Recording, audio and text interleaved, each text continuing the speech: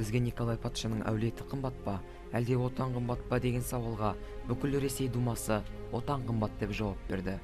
Патшаның тақтаңлауын 6 миллион қазақ жете қабыл түсінбесе де, бірінші думадан саяси күреске елеңдеп жүрген серт ішінде жатқан аз қауым жарым-жартылай бостандықтан үміттенді.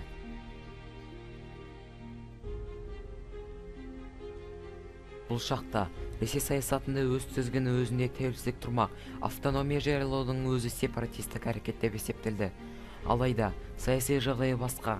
Вильцемнің 14 баптығында дем берген халқы дайын елдер мүмкіндікті қалт жібермеген. Финляндия, Польша, Балтық елдерде тәуелсіздік, ал орыс демократтарының құрылтайынан үміттенген Украина радасынан Түркістан мұқтариятына дейінгі 20-ға жуық үкімет автономия жариялап үлгерген.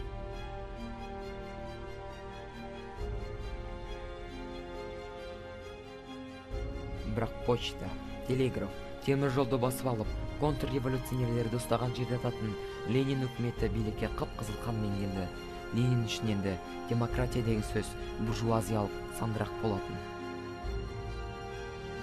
17 жылдың ақмылтық боранында, ескіше жыл санаумен 5 желтоқсанда қазақ зиялылары Орынбордағы жалпы қазақтық 2-ші съезіне жиналды. Қаладағы ең мәртебелі ғимаратта Торғай облыс комиссары Әлихан Бөкейханға көшкен бұрынғы генерал-губернатор кеңсесінде бір апта бойы қазақтың тағдыры талқыланды. Съезге қазақтың рухани көсемі Ахмет, Қылыштай өткір Жақанша, ал Талаштың ардағы Мағжан, Халел, Мұстафа, Ғұмар, Міржақып және ұзын саны 300-ге тақау адам жиналды.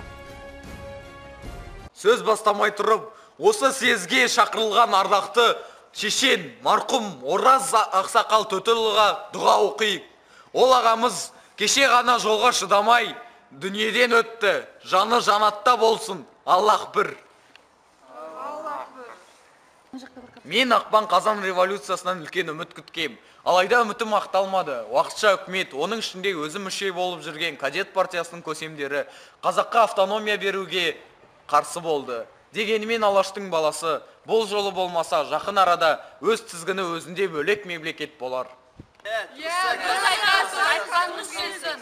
Мықты мемлекет болу үшін алдымен болашақ ұрпағымыз зияткер болу керек. Ал енді мен айтатын болсам. Қазақ балаларына арнап зияткерлік мектептер ашатын болсақ, онда мүмкін болашақ ұрпақтың сана сезімі өсетін шығар.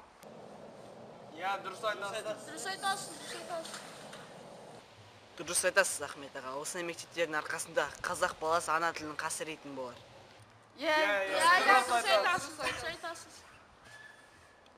Дүниеде ешбір тіл өз-өзінен шықпайды. Тіл деген нәрсе қалың елдің күндегі тұрмыс қазанында қайнап пісіп дүниеге келеді. Тіл болмаса ұлт та болмайды. Яғни ұлт бүтіндей өлген жоғалған ұлт болды.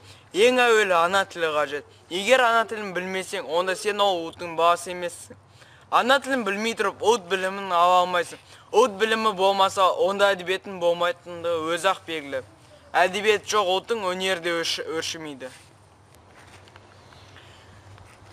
Біздің тәжірибемізде қазақ тілі байтыл, текст сөздерін ғылым жолына салып реттесе, ешбір жұрттың тілінен кем болмайды.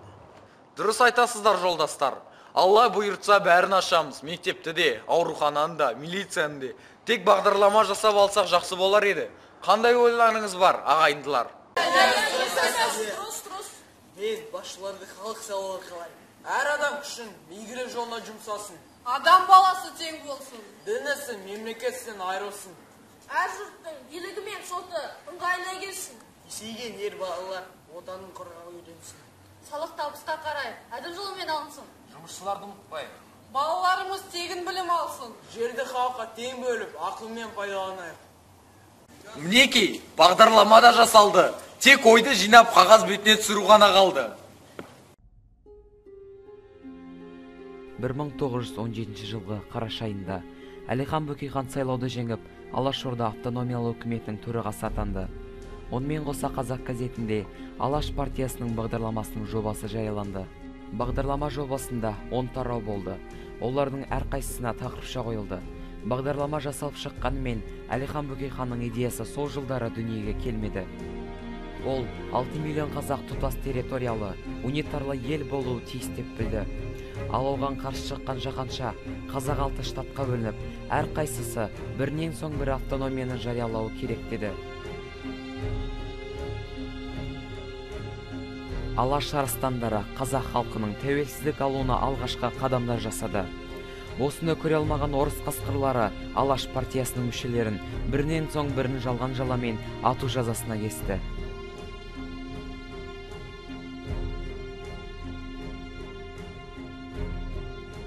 Осылайша Алаш арыстандары дүниеден озды.